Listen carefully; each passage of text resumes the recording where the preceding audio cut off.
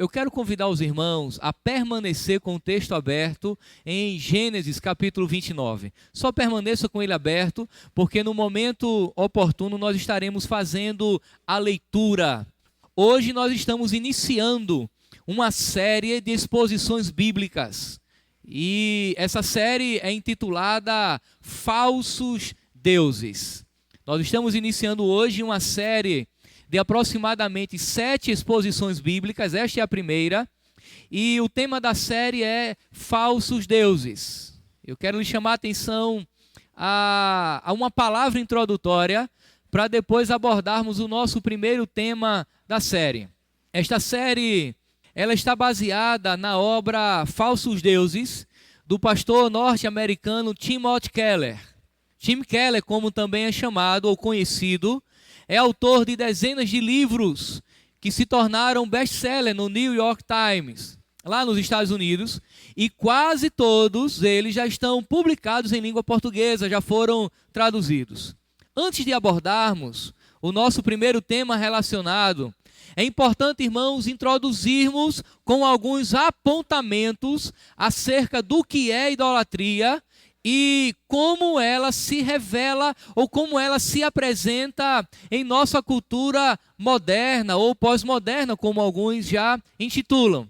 Alguns pontos aqui devem ser elencados e relacionados a fim de compreendermos o que é idolatria, o que é um falso Deus. Uma primeira observação que Keller faz é que nós vivemos numa profunda melancolia em meio à abundância. É aquela ideia de que nós temos tudo, mas ao mesmo tempo não nos satisfazemos. E isso, irmãos, gera tristeza em nossos corações.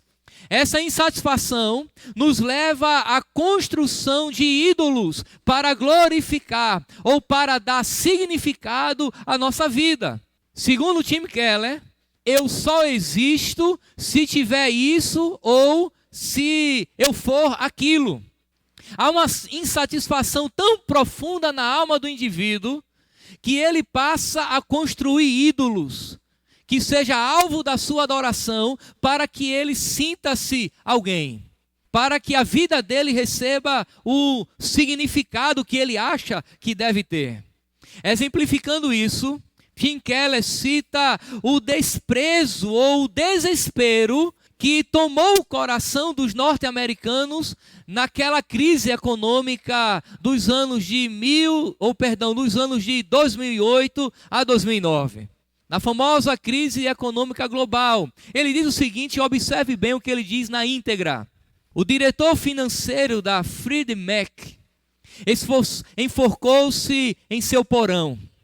O presidente executivo da Sheldon Gold, uma das mais importantes imobiliárias dos Estados Unidos, deu um tiro na cabeça ao volante de seu Jaguar vermelho. Um administrador financeiro francês, que investia a fortuna de muitas das principais famílias europeias, inclusive das famílias reais, tendo perdido 1,4 bilhão de dólares do dinheiro de seus clientes, cortou os pulsos e morreu em seu escritório.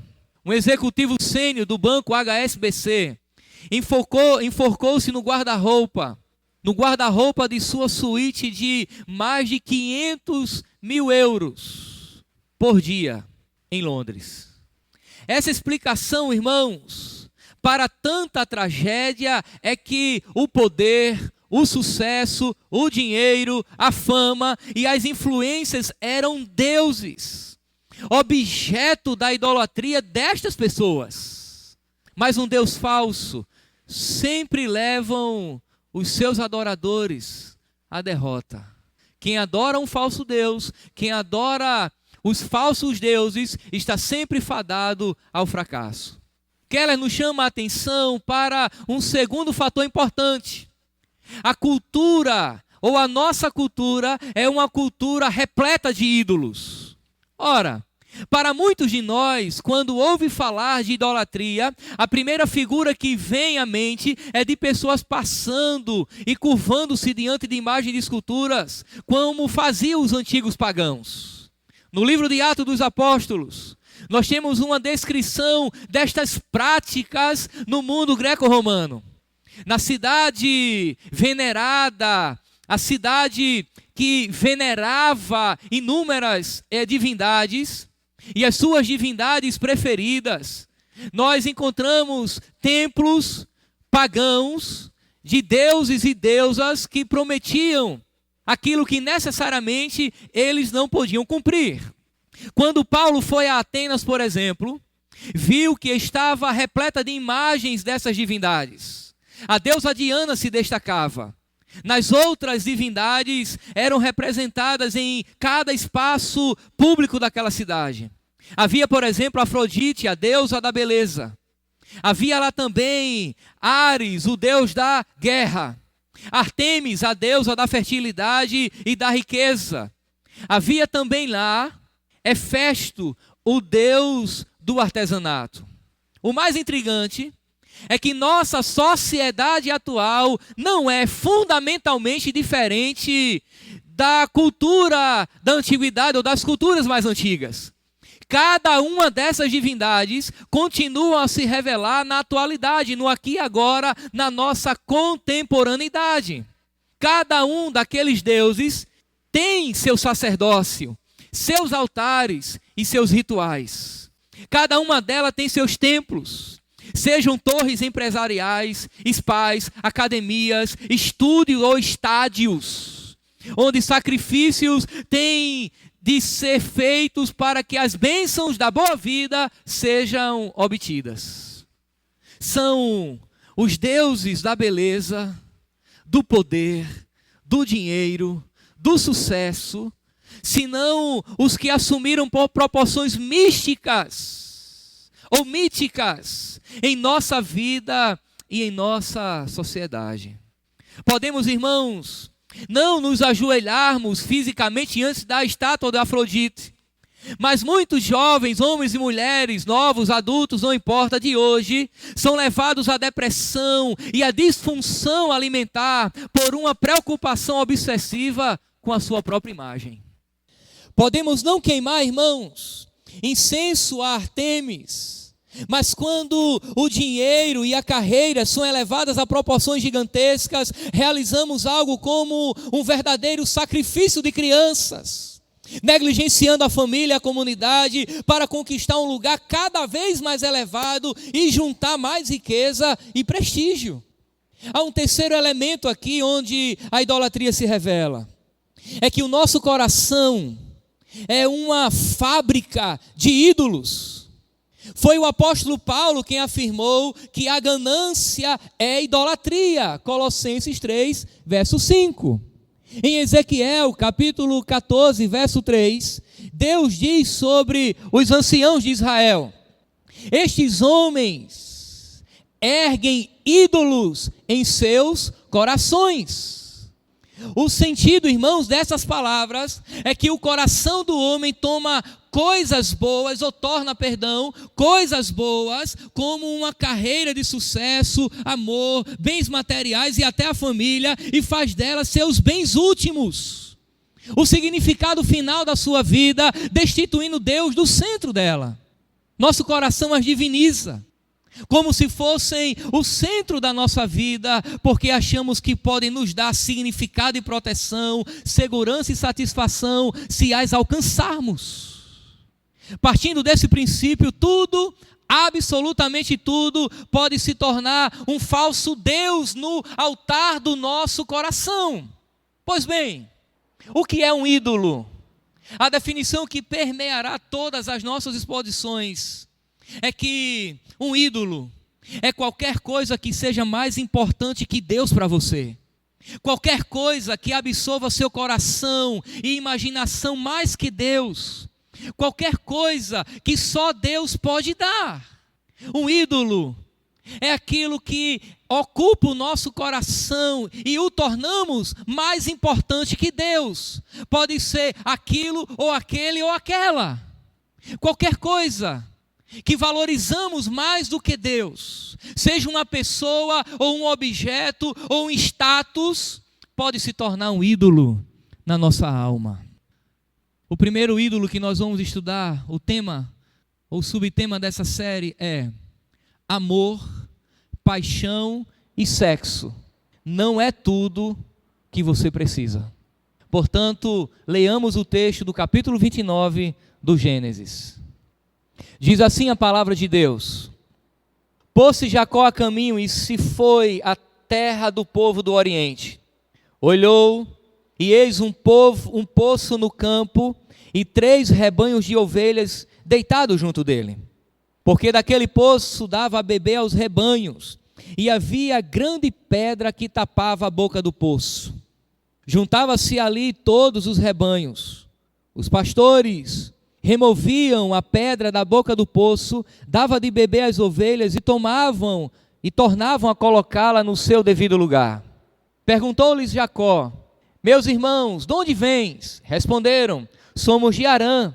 Perguntou-lhes: Conheceis Labão, filho de Naor? Responderam: Conhecemos. Ele está bom? Perguntou ainda Jacó. Responderam: Está bom. Raquel, sua filha, vem vindo aí com as ovelhas. Então lhes disse: É ainda pleno dia, não é tempo de se recolher os rebanhos.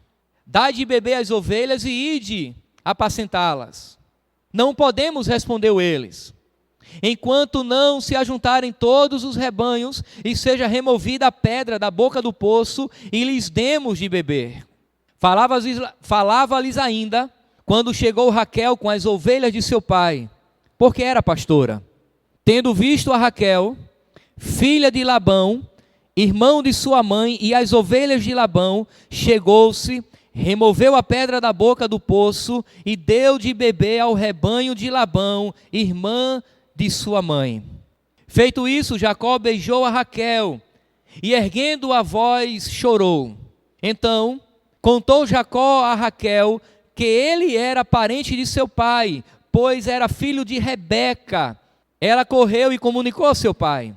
Tendo Labão ouvido as novas de Jacó, filho de sua irmã, correu-lhe ao encontro, abraçou-o, beijou-o e o levou para casa. E contou Jacó a Labão os acontecimentos de sua viagem. Disse-lhe Labão: De fato és meu osso e minha carne. E Jacó, pelo espaço de 1 mês, permaneceu com ele. Depois disse Labão a Jacó: Acaso, por seres meu parente, irás servir-me de graça? Dize-me, qual será o teu salário? Ora, Labão tinha 2 filhas, Lia, a mais velha, e Raquel, a mais moça. Lia tinha os olhos baços, porém Raquel era formosa de porte e de semblante. Jacó amava Raquel e disse: 7 anos servirei por tua filha mais moça, Raquel. Respondeu Labão: Melhor é que eu te dê, em vez de dá-la a outro homem. Fica, pois, comigo.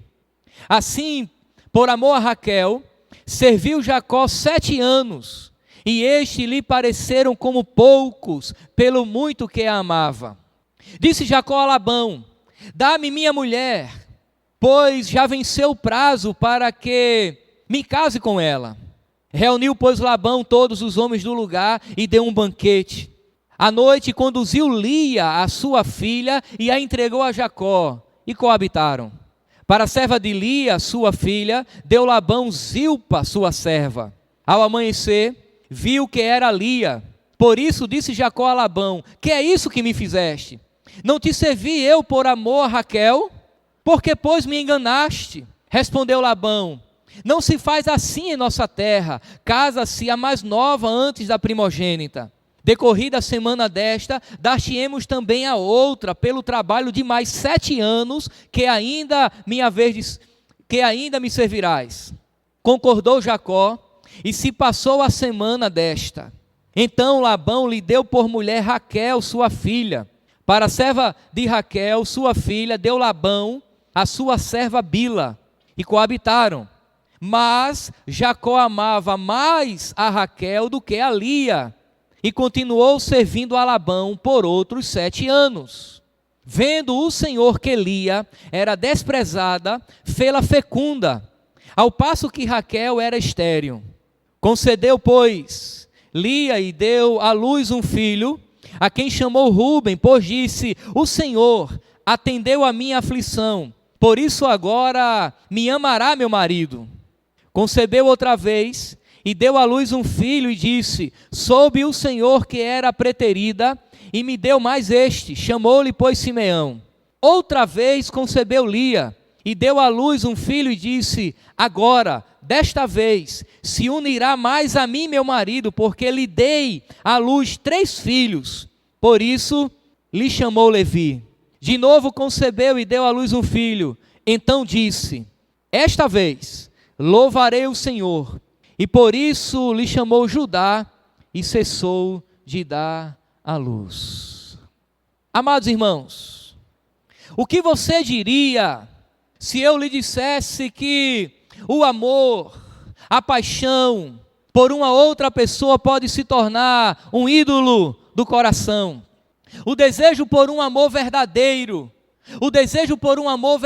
irmão, sempre foi o sonho de todos os seres humanos, de todos os lugares, de todas as épocas. Mas em nossos dias, isso tem tomado proporções idolátricas. Isso é verificado, por exemplo, nas canções que revelam juras de amor eterno. Mesmo que isso comprometa o bem-estar de cada indivíduo. Há um sofrimento descontrolado por amores imaginários e não correspondidos, mas que sustenta, irmãos, e dá um falso sentido aos corações idólatras. Basta você pegar o cancioneiro aqui brasileiro, você vai perceber que a maioria das canções sempre revela um amor não correspondido, uma dor. Para sermos mais atualizados, uma certa sofrência na alma. É aquele amor não correspondido, em que um coloca o outro no altar. Os cantores e compositores, na realidade, eles são viciados em se apaixonar. De maneira que sem um relacionamento de algum tipo, mesmo do tipo errado, suas vidas se sentem desprovidas de sentido. Tim Keller conta um testemunho de uma mulher chamada Sally. Sally, que tivera o azar de nascer linda.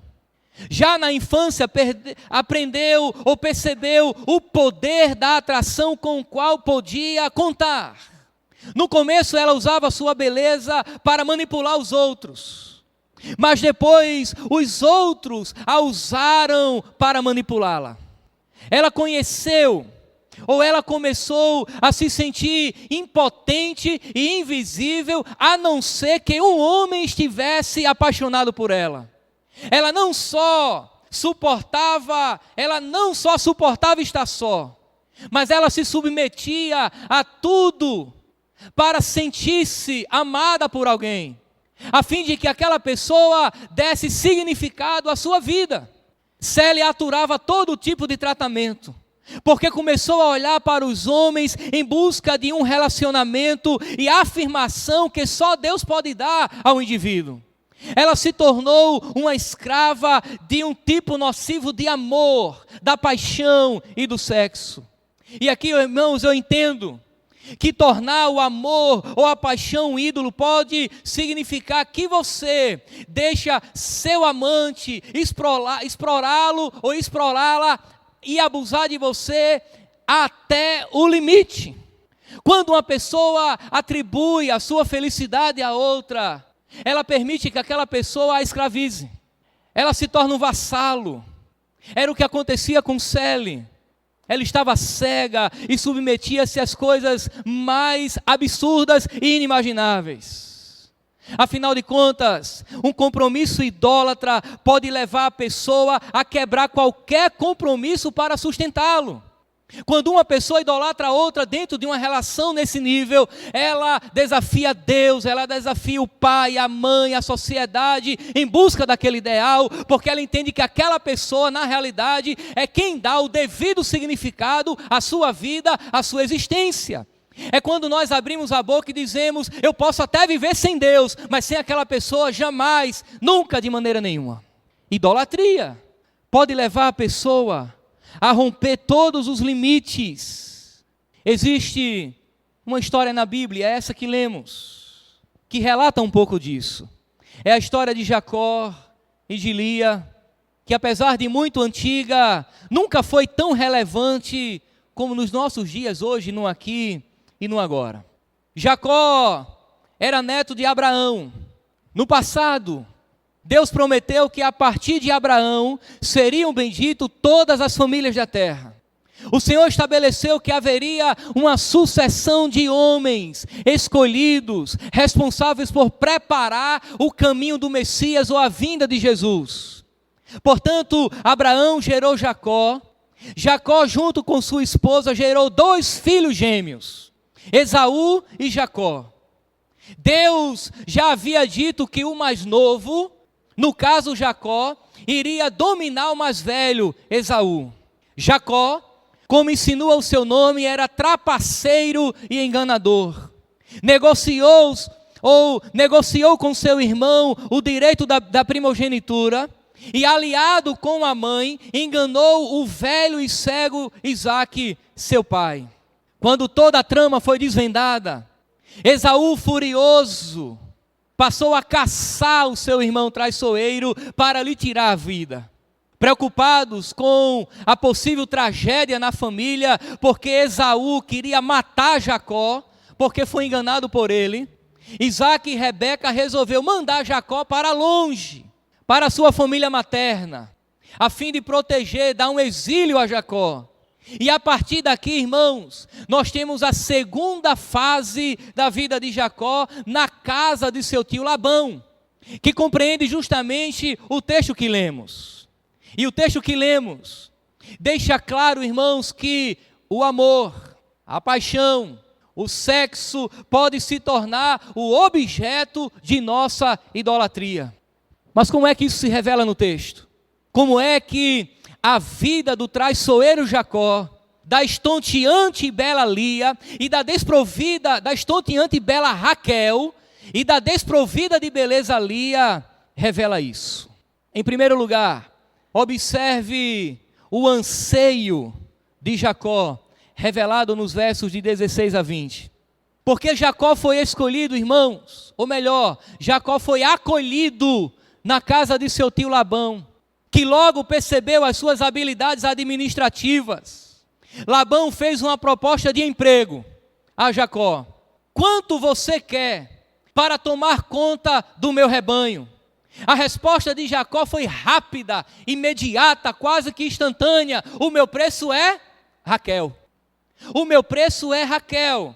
Ora, Labão tinha 2 filhas. O nome da mais velha era Lia e a da mais nova Raquel. Lia, diz o texto, tinha os olhos meigos, mas Raquel era bonita e atraente. Como Jacó gostava muito de Raquel, disse: trabalharei 7 anos em troca de Raquel, sua filha mais nova. Labão, seu tio, respondeu: será melhor dá-la a você do que a outro. Fica comigo aqui. Acordo feito. Então, irmão, Jacó trabalhou 7 anos por Raquel, mas lhe pareceu poucos dias, porque ele amava muito Raquel. O interessante é que o texto hebraico diz que o texto hebraico diz literalmente que Raquel era atraente e bonita. O texto no original dá uma ênfase à beleza daquela mulher. Ela atraía, ela era de fato muito bela. Jacó estava mais do que apaixonado por ela. O texto mostra o quanto ele estava extasiado por ela. Jacó ofereceu, irmãos, 7 anos de salário por ela, o que era, de acordo com as medidas monetárias da época, uma fortuna por uma noiva. Ninguém pagava 7 anos de trabalho em um dote. Mas Jacó disse: acordo fechado por Raquel. Eu trabalho 7 anos. E o texto diz no final do verso 20 que pareceu poucos dias, porque ele a amava muito, ele a desejava. Passados os 7 anos, Jacó diz o seguinte ao seu tio Labão: presta bem atenção. Entregue-me a minha mulher. Cumpri o prazo previsto e quero casar-me com ela. Mas na realidade o texto, no original, ele é mais enfático. Ele está dizendo: cumpri o prazo previsto, eu quero deitar-me com ela. Um estudioso diz que a frase no original é incomumente crua, gráfica e sexual. Jacó queria sexo. Imagine Jacó dizendo a Labão: cumpri o prazo, não posso esperar para fazer sexo com sua filha, eu quero é agora. É essa a ideia literal do texto. Era o anseio de Jacó. O autor sagrado, irmãos, está mostrando um homem esmagado pelo desejo emocional e sexual por uma mulher. A pergunta é por quê? Porque a vida de Jacó era vazia. Você sabe que Jacó só se converte um pouco mais na frente, no Val de Jaboque, quando ele tem uma experiência com Deus, mas até então ele conhecia o Deus dos seus pais apenas de ouvir. A vida de Jacó era vazia de significado, mas agora ele entende que é Raquel quem vai dar o devido significado a ela. Ele nunca teve o amor de seu pai, que preferia seu irmão Esaú porque era caçador. Havia perdido o amor de sua mãe, estava longe de casa e certamente não tinha consciência do amor e do cuidado de Deus. De maneira, irmãos, que Jacó encontrou a mulher mais bonita que já vira e deve ter dito a si mesmo: se eu tivesse essa mulher, tudo daria certo na minha vida miserável. Você já viu pessoas assim? Que é extremamente infeliz consigo mesmo e deposita numa relação, às vezes numa aventura, toda a felicidade da sua vida. Os anseios do coração de Jacó, irmãos, foram depositados em Raquel. O que Jacó estava vivendo é o que alguns chamam de romance apocalíptico. É quando o homem se vira para Deus, ou melhor, é quando o homem dá as costas para Deus. É quando ele não se volta para Deus, se volta para o sexo e o romance do qual lhe dá significado. Ele dá as costas para Deus e entende que o seu significado está ali. É exatamente isso o que milhares de jovens ou homens e mulheres mais maduros solteiros têm feito hoje. Eles têm depositado no romance, no amor, no sexo, todas as profundas necessidades de seus corações em busca de um sentido para a sua vida. Alguns dizem que você não é ninguém até que encontre alguém que o ame. Aquelas pessoas que estão sofrendo porque o tempo está passando e até agora ela não encontrou ninguém que se identifique. Para iniciar um namoro, um noivado, um futuro casamento, ela se sente um estranho, um ET no mundo dos normais. E a coisa piora quando os que estão em sua volta começam a lhe chamar de titio ou de titia, e daí vem, irmãos, aquele sentimento de profunda insignificância. Quando na realidade isso não é verdade biblicamente. As Escrituras dizem que o casamento é uma bênção e podemos ser extremamente felizes nele, mas a Bíblia também diz, a mesma Bíblia também diz que a vida solteira do estar só também é uma bênção para a glória de Deus. Não é destituída de significado. Portanto, nós não podemos ficar com receios ou ter medo. Nós não podemos, irmãos, manter a ilusão de que se encontrarmos a nossa cara metade, tudo vai dar certo na vida. Isso é ilusão. Tire isso da sua cabeça, de que você tem uma cara metade, o outro lado da maçã, da laranja, sei lá como é que diz a coisa. Certamente Deus tem o melhor para você, certamente tem alguém especial para você. Mas você não precisa viver como um caçador, atirando para todos os lados, porque você pode acertar no alvo errado. Você não pode depositar as suas esperanças, ou toda a esperança da sua vida em uma relação a ponto de substituir Deus no seu coração. O Senhor Deus nos criou seres relacionais, homens e mulheres que têm que estar juntos a fim de viver a plenitude da sua humanidade, e isso é correto, vivemos em comunidade, mas a nossa plena satisfação tem que estar no Senhor. A minha alegria, o meu desejo de viver tem que estar em Deus. Ele satisfaz os anseios mais profundos da nossa alma. Eu quero lhe chamar a atenção ao segundo detalhe. Observe que agora Jacó vai cair numa armadilha, porque o vazio interior de Jacó o torna tão vulnerável à idolatria do amor porque se ofereceu para trabalhar 7 anos por Raquel. Labão, o seu tio, era inescrupuloso, era esperto, trapaceiro, mais do que Jacó. E daí eu entendo que nada melhor do que um esperto encontrar um mais do que ele, para que Deus trabalhe no seu caráter. Jacó era trapaceiro, enganou o irmão, enganou o pai, mas agora ele vai ser enganado pelo tio, seu tio Labão. Labão era extremamente inescrupuloso e fez uso do coração apaixonado de Jacó para tirar proveito daquela situação.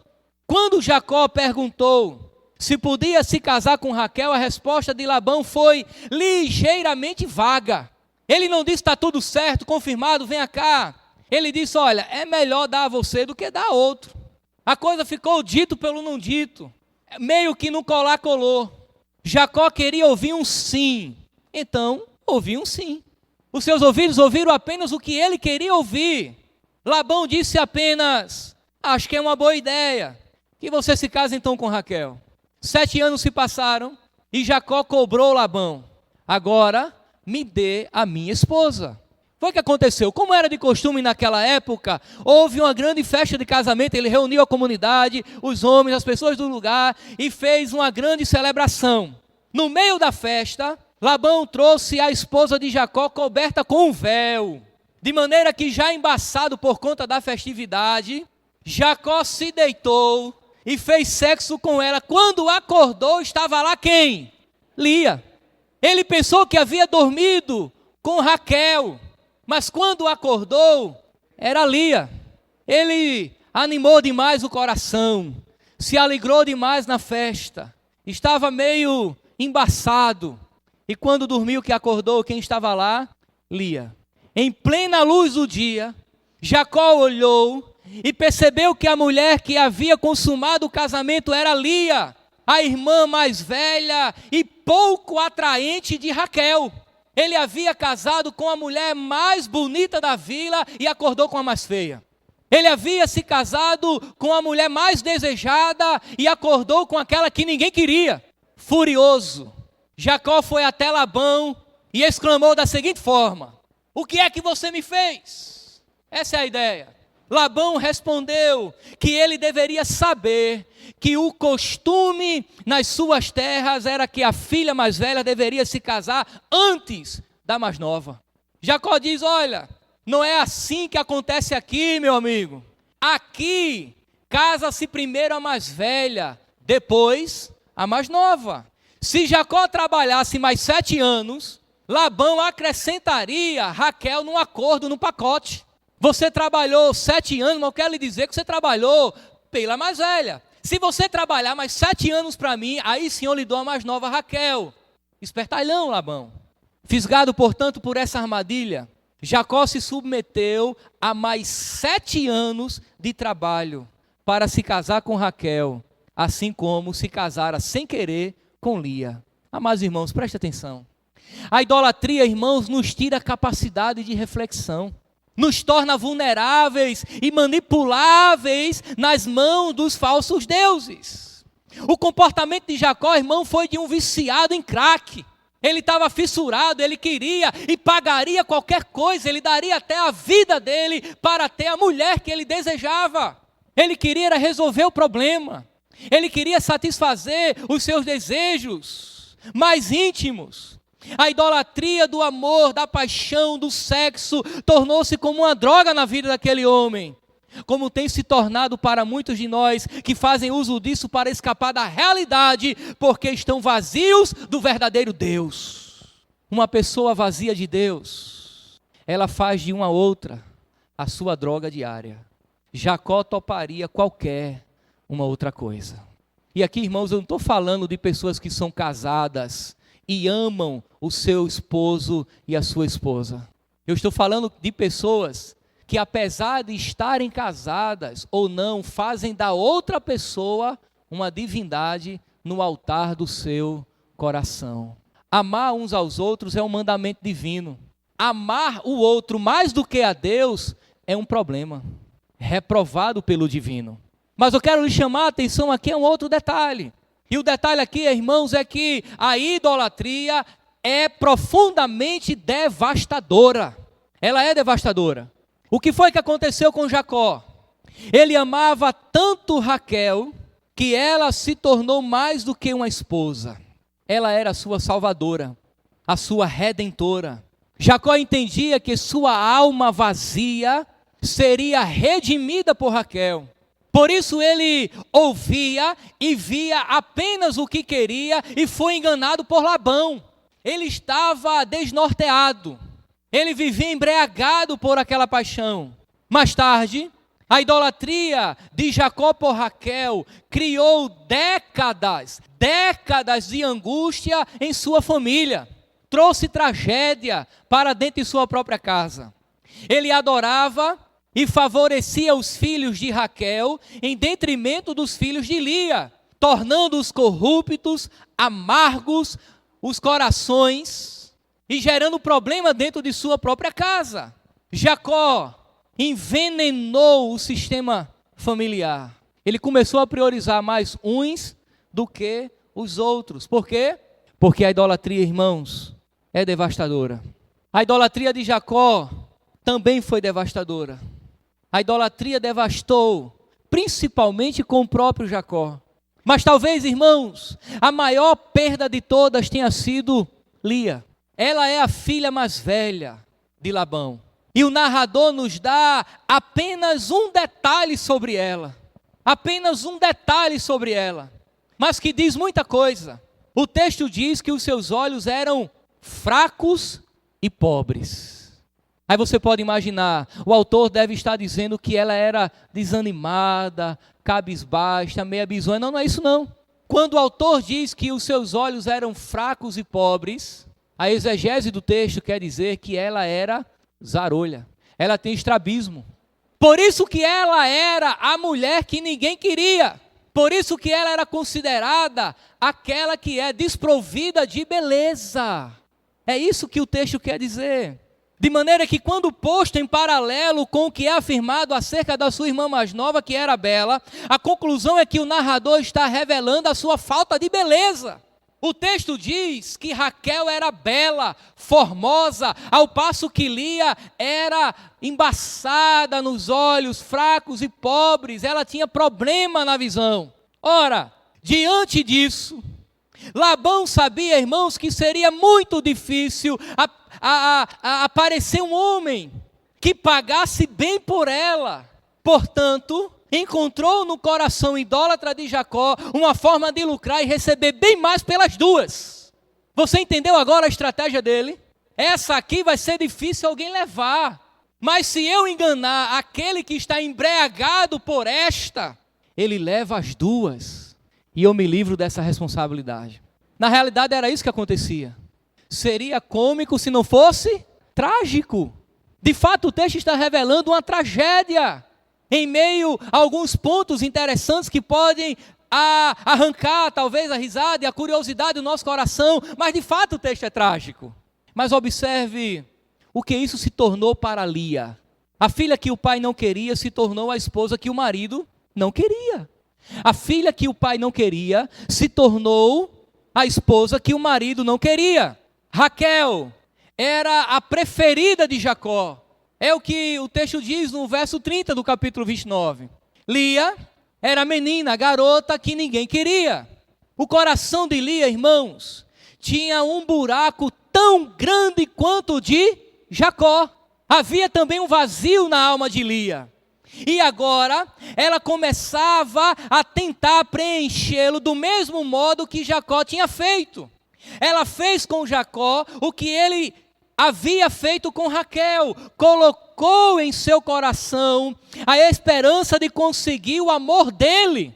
Enquanto que Jacó corria em busca de Raquel, Lia corria em busca do coração de Jacó. Olha que coisa interessante. Os versos 29 a 30 são interessantes e nós devemos ler novamente. Quando o Senhor viu que Lia era desprezada, concedeu-lhe filhos.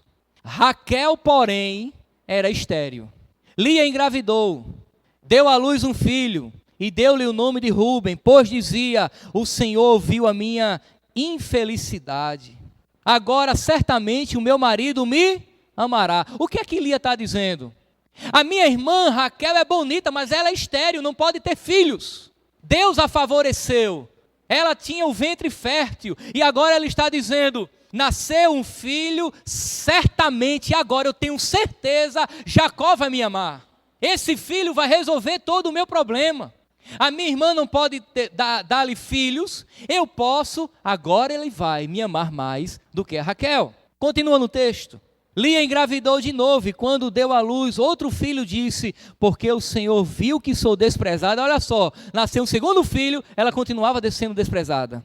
Deu-me também este, pelo que ele chamou Simeão. Vem agora um terceiro filho. De novo engravidou e quando deu à luz mais um filho, disse: agora finalmente meu marido se apegará a mim, porque já lhe dei 3 filhos. Por isso lhe deu o nome de Levi.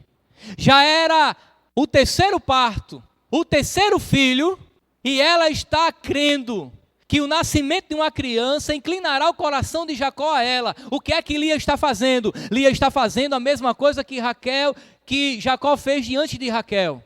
No altar do coração de Jacó está Raquel. No altar do coração de Lia está Jacó, e ela entende que ter filhos é a estratégia perfeita para que o seu marido lhe ame. Mas deu tudo errado. Mas o texto não terminou ainda. Engravidou outra vez. E quando deu à luz mais outro filho, disse: desta vez louvarei o Senhor. Assim deu-lhe o nome Judá. Então parou de ter filhos. O que é que ele estava fazendo? Ela estava tentando encontrar a felicidade plena no sucesso familiar com Jacó. Ela havia colocado todas as esperanças e sonhos em seu marido, o fim último da sua vida, a única solução, a redenção em Jacó, assim como Jacó fizera com Raquel. Ela pensou: se eu tiver filhos, então meu marido me amará, e então minha vida infeliz, miserável, perturbada, será consertada. Mas em vez disso, irmãos, a cada nascimento, afundava cada vez mais em um inferno de solidão. Ela estava dentro de casa com um marido que não a amava. Ela estava condenada a ver todos os dias o homem que amava nos braços daquela cuja sombra viver a vida inteira. Cada dia era como uma facada em seu coração. Cada dia era como uma facada em seu coração. E aqui, irmãos, eu entendo que a maior devastação que esse tipo de idolatria pode nos levar é a uma profunda desilusão. Se você casar como Jacó, colocando o peso de todos os seus dias, de todos os seus sonhos, de todas as suas realizações na outra pessoa, você está perdido. Se você casar como Lia, fazendo a mesma coisa, está perdido. Acontece duas coisas. Primeiro, você nunca se sentirá plenamente satisfeito. Segundo, você vai acabar com outra pessoa, porque você deposita nela a sua esperança. Você deposita nela a redenção da sua vida. Você deposita nela o seu culto, a sua plena satisfação. Você sofre e faz a outra pessoa sofrer. Nenhuma relação suporta isso por muito tempo. Nenhuma relação. Você já viu aquele adolescente que começa a namorar, aí vai amadurecendo, passa 1 ano, 2, 3, 4, e ele ou ela é tão ciumento, mas é tão ciumento, que um fica monitorando a vida do outro. De repente chega a mensagem pelo WhatsApp: onde é que você está? Aí a moça lá do outro lado, constrangida em dizer onde está, ela diz: estou com a minha família. Aí ele pergunta: o seu primo foi? Como se ela tivesse o dever e a responsabilidade de dizer para um namorado onde está. Enquanto ela for sua namorada, meu irmão, a autoridade dela ainda é os pais. Relações possessivas, em que um suplanta a vida do outro. Eu tenho pastoreado já há alguns anos a jovens e adolescentes, e hoje eu estou com a igreja toda. Mas há alguns anos eu pastoreei com uma ênfase em jovens e adolescentes, e é impressionante como essa galerinha entra nessa onda, principalmente eles. É extremamente envolvido na igreja, começa a namorar, desapareceu. O casal senta na última cadeira, no canto da parede, embaixo do ar-condicionado, para que um não seja exposto para os demais. Eles cruzam as portas da igreja e quando dá o primeiro passo, ela já aperta a mão dele e fala, não olhe para ela. Como se um fosse o dono do outro. E quando essa coisa dá num casamento e não se resolve, não muda, piora. Porque as coisas vão tomando proporções cada vez maiores. E um começa a se sentir o dono do outro. Idolatria, que leva à tragédia e à desilusão. Mas há ainda uma outra coisa aqui. É que o texto revela o progresso espiritual de Lia. Lia é a única pessoa nessa triste história a fazer algum tipo de progresso. Embora isso aconteça já perto do fim, não é? Já próximo do final, já no fim do capítulo. O texto deixa claro que ela invocou o Senhor. Ela usou o nome Jeová no final do capítulo 29. De novo, concebeu e deu à luz um filho. Então, disse, esta vez, louvarei ao Senhor. Senhor, aqui é a tradução da palavra Jeová, ou simplesmente Elohim. São possíveis traduções. A Bíblia diz que o Senhor, ou Jeová, viu a minha felicidade. Como é que ela sabia de Jeová? Porque Labão não era convertido. Entendo os estudiosos que de alguma forma ela deve ter ouvido da boca do próprio Jacó. Jeová era o nome que Deus havia se revelado a Abraão e a Moisés, por exemplo. E certamente, de alguma forma, Jacó deve ter falado, compartilhando as promessas que o grande Jeová havia feito ao povo, à família e ao seu avô. Depois de anos engravidando, no entanto, agora houve uma importante descoberta. Quando deu à luz a seu quarto filho, Judá, ela disse, desta vez louvarei ao Senhor. Qual é a diferença agora? Qual é o progresso? É que nas 3 primeiras gestações ela disse, desta vez o meu marido vai se inclinar a mim.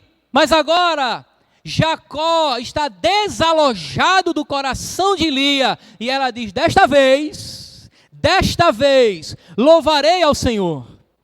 Era, irmãos, uma declaração diferente das que ela havia dado depois dos partos anteriores. Não havia menção ao filho ou ao marido.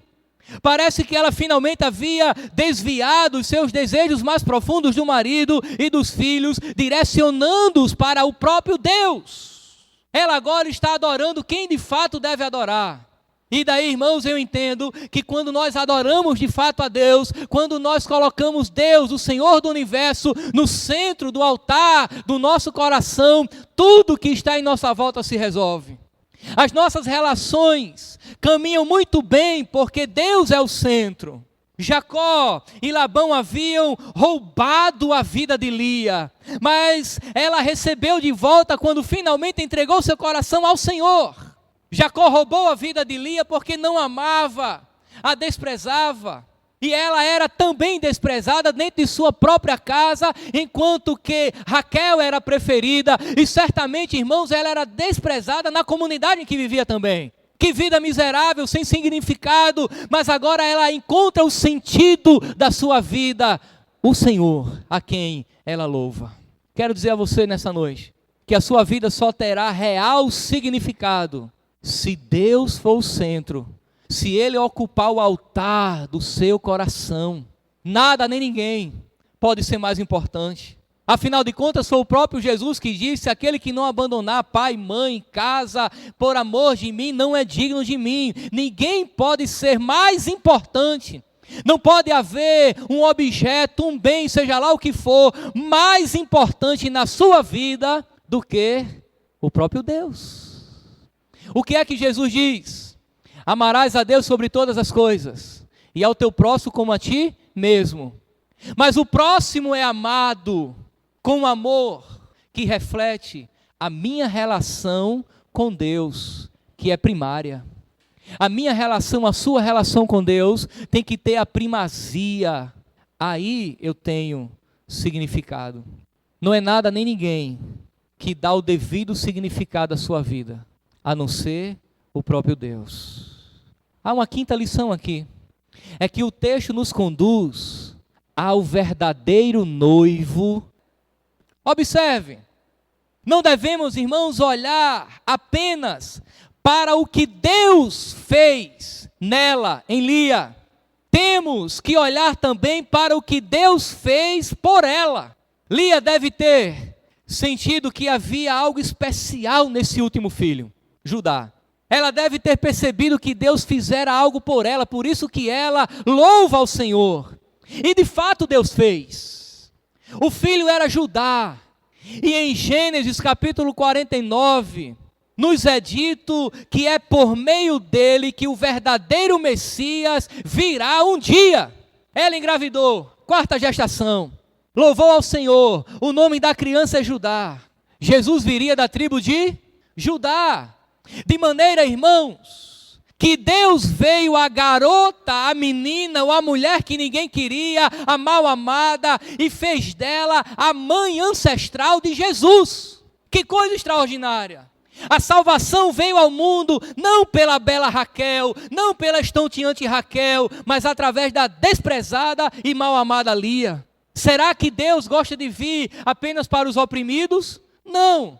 Esse presente maravilhoso, irmãos, dado a Lia, significa mais que isso.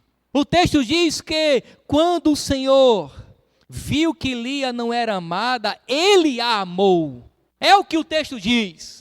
Quando Deus viu que Lia não era amada, Ele a amou e lhe favoreceu dando filhos. Deus a amou. É como se Deus declarasse: eu sou o verdadeiro noivo, o marido das sem marido, o pai das órfãos. Esse é o Deus, irmãos, que salva pela graça. Portanto, você não precisa se sentir só, mal amado, desprezado nos cantos. Ele é o noivo. Ele é quem se faz presente nos momentos de angústia, da solidão. No momento que nós desejamos alguém do lado, é o momento também de lembrarmos que Ele é o noivo. Aqui, irmãos, está a força para superarmos as idolatrias da alma, do coração. Existem muitas pessoas no mundo que não encontram pares românticos, mas elas precisam ouvir o Senhor dizendo: eu sou o verdadeiro noivo. Aí uma vez eu disse isso para alguém e o que eu ouvi foi o seguinte: tudo bem, pastor, mas Deus não beija na boca. Eu disse: você não precisa de um beijo na boca. Você precisa de satisfação na alma. Você precisa de convicções firmadas na palavra de Deus, de ter certeza da vida eterna. Você precisa saber que um dia o noivo virá e não tardará. Jesus Cristo, aquele que ama os fracos, os desprezíveis, os desprezados. O texto, irmãos, por fim, aponta para o homem que ninguém queria. Porque quando Deus veio ao mundo em Jesus Cristo, Ele era o verdadeiro filho de Lia. E se tornou o homem que ninguém queria. Nasceu em uma manjedoura. Não tinha beleza que nos agradasse. Veio para o que era seu, mas os seus não receberam. No final todos o abandonaram. Na cruz, Jesus clamou ao seu Pai: por que me desamparaste? A grande questão é porque ele se tornou filho de Lia.